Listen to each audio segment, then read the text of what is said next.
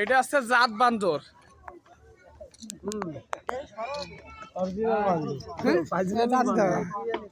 এটা আছে জাত বান্দর। একা গেছে, তুই আমাকে সাথে আয়, আমরা দেখি কত মানুষ আয়।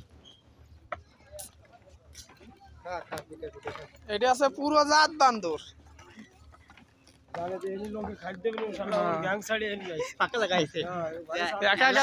একা বেশি খাতে পারবে, তার একটা আছে মনে হয়।